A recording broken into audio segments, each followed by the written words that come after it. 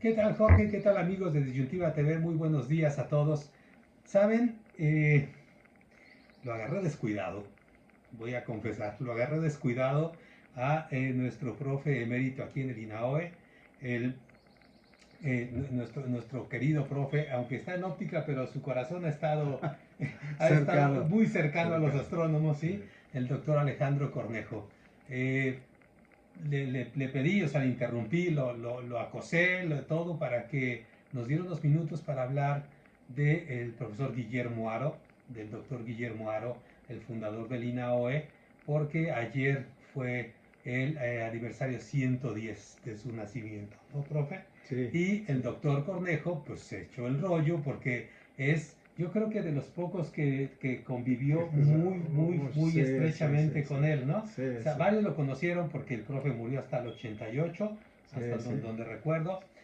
Yo no lo conocí, desafortunadamente, ya Sí, no me lo sí, encontré. ya no. Aunque yo llegué aquí ese año, él ya estaba en el En la Instituto de UNAM, Astronomía de la en la UNAM. UNAM. Sí. Entonces, le pedí al profe si tenía unos minutos para platicar con nosotros sobre el profe Aro y casi coincidimos en que el truco no era hablar de todos sus descubrimientos, que son un montón, de todo el desarrollo de instalaciones científicas, que también son un montón como el mismo INAOE, sino que nos platicara de el profe Aro para él. Así que, Sí. profe Cornejo, Bueno, buenos días. sí, buenos días, Raúl. Muchas gracias por la invitación también. Estoy ahorita medio agitado porque voy a dar una plática sobre el doctorado que me costó bastante trabajo, más de lo que esperaba, por la personalidad del doctorado. Porque como ya comentaste, aparte de su enorme y brillante carrera científica, él fue un hombre, podría yo decir, ilustre en el siglo XX para México, sobre todo en la segunda mitad del siglo XX. Entonces, yo tuve la fortuna de estar cerca de él, al principio no muy cercano, pero conforme fue pasando el tiempo, me fui acercando más a él, hasta de repente, cuando estábamos aquí en el INAOE, pues me convertí en él en su cachachá para muchas cosas, ¿no? Pero bueno, lo importante de Aro era, aparte de sus descubrimientos científicos que lo hicieron muy famoso, fue cómo él utilizó la cámara Smith. Una cosa que poca gente conoce, Raúl, y lo digo ahora en mi presentación, es la cámara Smith que utilizó Aro a partir de 1945, Uh -huh. 1946, se inventó en el año de 1930. O sea, era un instrumento recién inventado.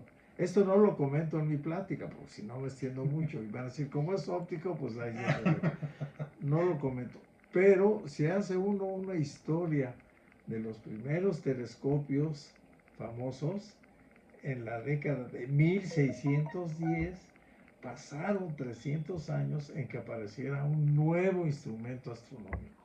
Claro, Imagínate. sofisticado con estas Sí, sí, sí, particularidades de sí, la sí, Smith, sí, ¿no? sí, sí. O sea, rompió muchos esquemas. ¿Por qué? Porque ya se conocía mucho la teoría de los instrumentos, ya se podían producir diferentes tipos de vídeo y bueno, el desarrollo que se da a través de siglos, ¿no? Entonces viene un trancazo de este.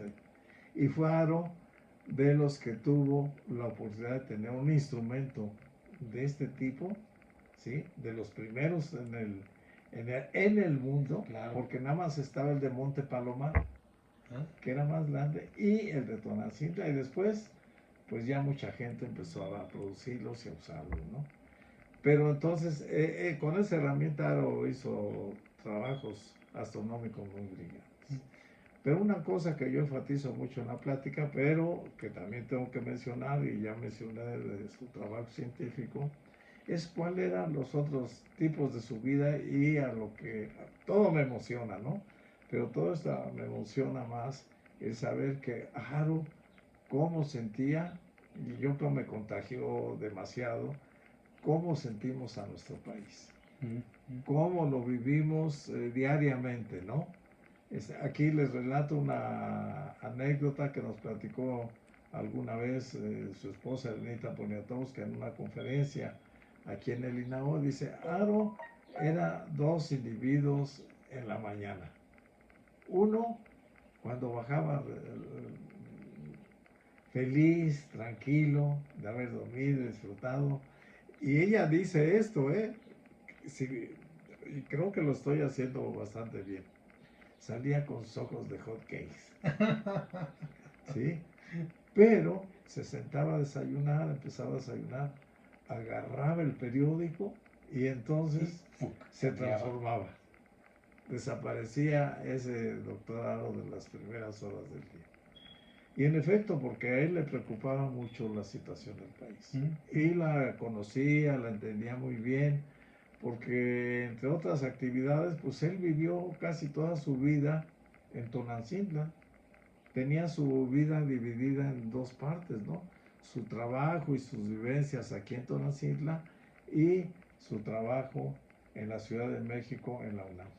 Eran dos contrastes muy fuertes. Sí, muy duros, ¿no? Sí, muy duros. Sí. Y yo también recuerdo de por ahí, ya no recuerdo, sabes que la verdad es que nos han dado tantas charlas del profe Aro, de que decía que no le gustaba que tuviéramos, bueno, que se sentía un poco como inquieto de que tuviéramos una gran cámara Schmidt, un instrumento de última generación, y que abajo estuvieran todavía sembrando, ¿no? Con el viejo con el asadón, ¿no? El asadón que le llamaban, ¿no? Que hasta con el guarache y todo. O sea, entonces él les transcribo algo de lo que voy a decir de él, copiando lo que él decía cuando entró al Colegio Nacional. Que es un gran discurso ese, ¿no? No, es un discurso formidable. Maravilloso, sí se llama, que es en el cielo y en la tierra, creo que se llama, ¿no? Ajá, sí. Así se llama, sí. Entonces déjenme ver dónde está ese parrafito porque es muy interesante. Aquí está. Estoy copiando lo que él dice en su discurso, ¿no? Porque eso es lo que voy a leer, porque hay cosas que para qué me invento, si ahí están clarísimas. Y bien dichas, exactamente. Además, muy bien dichas. Dice, nuestra observación simultánea del cielo y del campo nos crea un grave conflicto interior. ¿No es acaso Tonantzintla un ejemplo y un símbolo de los contrastes y contradicciones que caracterizan a nuestro país? Y la siguiente pregunta. Ahí sí es un machetazo, pero durísimo. ¿Qué estamos haciendo para ayudar al progreso de México y de su pueblo? Y sigue, y digo, lo pone a uno de rodillas para ponerse a pensar que aparte de nuestro trabajo académico tenemos que realizar otras actividades. Así es. Él tenía esa vivencia diaria, yo creo, desde más joven, obviamente, y que fue reflejando con los años. Y que afortunadamente pues nos transmitió a varias generaciones, ¿no? Y yo creo que todavía se mantiene, o sea, no solamente, digamos, quienes estuvieron en contacto directo con él, ¿no? Que pues se contagia eso más rápido, ¿no? Sí. Sino en general, por ejemplo, usted ha tenido muchos estudiantes, usted fue mi profe también, ¿no? Sí. Y ha intentado ir dejando estas vivencias. Y otros profes han tratado de ir dejando. Y yo creo que todavía se mantiene. Yo creo que el espíritu del INAOE todavía va hacia allá, ¿no? En general. Sí. ¿No? Aquí les voy a dar una pregunta que Aro hacía muy frecuente a la gente que andamos por acá, que también igual lo pone a uno a temblar. Que se ve muy sencilla la pregunta, pero es de una profundidad increíble. Se las voy a decir como él me la hizo, ¿no? Oiga, Alejandro, ¿es posible que en México podamos producir un lápiz en forma totalmente autónoma e independiente? ¡Wow! Pero ya, con eso es un mazazo que te fulmina. Sí, ¿no? porque ese es el ejemplo mismo de una cosa que parece tan sencilla, tan simple, ¿no? Sí. Y dice, a ver, ¿no? A ver, y entonces yo creo que uno de los aspectos muy importantes del doctor Aro es ser un motivador y como decía Octavio Cardona, ¿no? Que también convivió muchos años con él, es un inquisidor porque te mueve todo el cuerpo, todo el cerebro para ver hasta dónde eres capaz de llegar y hacer. Así es. Oiga, profe, él también se tuvo mucha relación con muchos políticos, ¿no? Ah, sí, de aquella época. Sí. Y yo recuerdo, por ejemplo, Chicho Basols, que lo menciona mucho, la maestra Elena Poniatowska en sus dos libros, que Ajá. tuvo mucho contacto con mucha gente de esa época y que le formó el carácter, ¿no? Sí, bueno, de la generación ya hombres maduros todos, está el que fue un economista famoso, también olvidado en México, no aparece ya su nombre, que es Hugo B. Margain, Claro, claro, sí, que sí, a sí. él lo conocía no solamente en esta época madura, sino desde joven, desde a lo mejor desde niño, creo Sí, que eso relata Elenita en sus libros, ¿no? sí, sí, es cierto. Otro personaje es Eugenio Méndez Docurro, Claro, sí. ¿sí? Que fue director de Poli, secretario de Comunicaciones, tenían una alianza ahí muy fuerte. Y si cuando uno analiza esto, pues las características de Méndez Docurro, de Margain, Sí. hay con quien trabajó muchos años en los cuadernos de estos de este del seminario de ciencias, los cuadernos, déjenme aquí, convivió con el filósofo mucho tiempo, Samuel Ramos, y con el historiador Eli de Gortari. Sí, claro. Y otra cosa que está igual muy escondida, pero ahí está presente. O sea, son hechos que yo quisiera invitar a historiadores, porque uno puede hacer estos relatos, pero no somos historiadores, Raúl. No tenemos esas características para escribir como un buen historiador. Sí, y las herramientas para la búsqueda, ándale, ¿no? sí. Somos narradores, y qué bueno. Pero digamos, con estas características, algo que también se olvida de repente, es que Haro desde lejos, pero con una firmeza muy grande, apoyó siempre a la UAP a través del ingeniero Luis Rivera Terrazas. En las buenas y en las malas, ahí estaba Haro atrás de él para el que quiera, órale, aquí estamos. Sí, sí. ¿No? Pues decían que aparecían pintas, ¿no? Aquí, ¿no? Sí, no, hasta por acá nos llegaron las pintas. Pero también fue lo mismo con Eli de Cortari en la Universidad Michoacana de San Nicolás de Hidalgo, porque él llegó a ser rector allá. Y allá igual, pues que acá, durísimos, y él macizo con ellos. O sea, estas son características que poca gente tiene y que muestran una firmeza y otro carácter, otra forma de vivir y sentir su país junto a la actividad académica, ¿no? Así es. Sí. Entonces, eso es lo que yo podría concretar del doctor Haro, porque sí lo saca uno de onda, ¿no? Así es, así es. Profe, pues estamos celebrando, Órale, son 110 años del nacimiento sí. de, pues yo digo que de un gran visionario, o sea, un gran visionario, Un ¿no? gran científico y un gran visionario. Porque digamos una cosa ahorita que acabas de decir, visionario, ah, son hechos que ocurrieron, ¿no? Como decía, soy narrador. Pero son hechos que si quieren profundizar y ver si es cierto o no, órale, háganlo, ¿no? Pero yo sé que a muchos colegas ópticos, que no sé por qué a veces reaccionan así, ¿no? La óptica en México nace, crece y se desarrolla, ¿sí? Gracias a la visión del doctorado. Sí, él se dio cuenta de así, esa. ahí está. ¿Cómo? El que se haga la pregunta más, ¿cómo lo hizo? Bueno, pues impulsando estudiantes de la Facultad de Ciencias en la UNAM, a ver qué hacen en óptica. Y el primero de ellos fue Daniel Malacán. El segundo, o los segundos, fuimos su servidor y Oswaldo Harris Muñoz, ¿no? Y de ahí para el Real, pues a crecer, ¿no? Así es. Y lo mismo ocurre con la electrónica moderna. Cuando se crea el INAOE, él establece el laboratorio de microelectrónica. En esa época, en 1972, esto de los microcircuitos, esto de las cámaras portátiles, de los celulares, todo eso, estaba en pañales. Sí, Todavía nadie alcanzaba a predecir qué es lo que iba a suceder, y él decidió establecer un laboratorio de microelectrónica.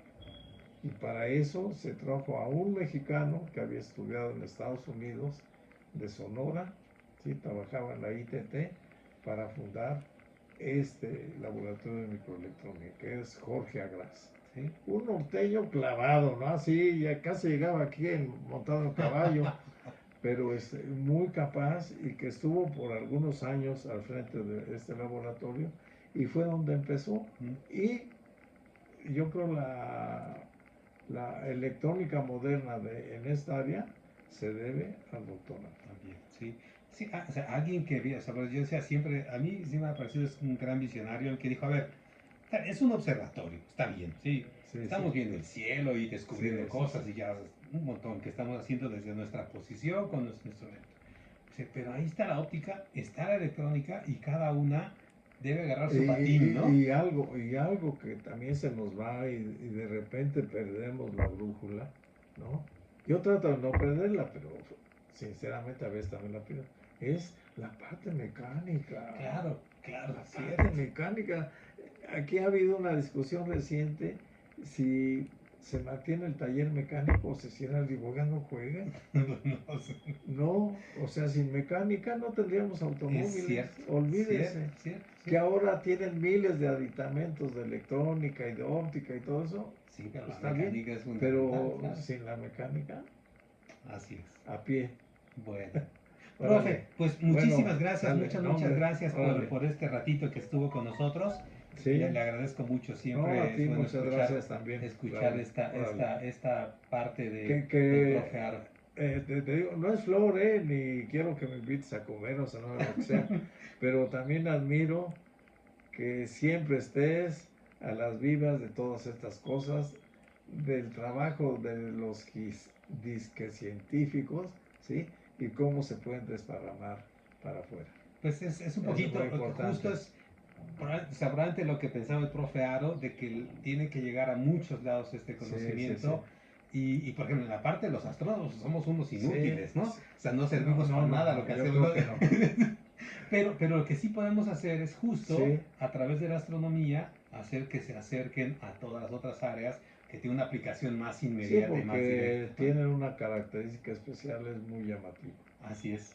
Pero tan llamativo que de repente ya me saturaron con que es un súper instrumento, el telescopio Webb. El James Webb es una maravilla. No. O sea, es increíble. Es increíble. Sí.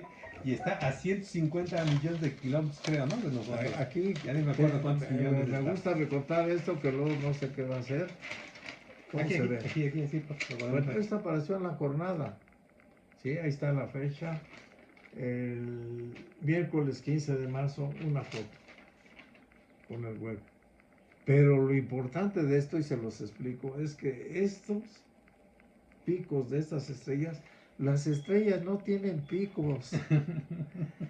Esos picos son por la estructura mecánica para sostener los diferentes elementos del telescopio. Pero desde el punto de vista óptico, cuando esto ocurre, es un instrumento al máximo. Está en su límite, así es. Y una calidad increíble. Y si ustedes piensan que este instrumento está no sé a cuántos kilómetros y estarlo manejando, no, ya es la locura. Es la locura. Ya, no, ya dice uno, no, ¿qué les pasa? Que están locos estos de plano, ¿no? Sí. Oiga, profe, ¿qué le parece si le busco después la siguiente y hablamos justo de toda la parte óptica del James Webb, que se ha hablado de que es súper bueno, pero podemos hablar justo de todas estas bondades. Con mucho gusto. Podemos hablar de la cámara Schmidt, porque a mí, por ejemplo, ese dato del año... En la plática hablo de la cámara Schmidt, porque es muy importante, pero resalto algo que luego se les olvida a ustedes, los astrónomos, en enfatizar. El prisma. Claro, sí, el prisma objetivo. Es lástima que no se puedan decir groserías, pero es una cosa increíble que un prisma grande, ¿no? De 66 centímetros, o sea, medio metro, ¿sí? Así, delgado, le permitió a Aro hacer maravillas. Así, pero maravillas. Bueno, le están llamando porque ya va a empezar esto. Así que, Jorge, amigos de Nutritiva TV, nos vemos el próximo miércoles.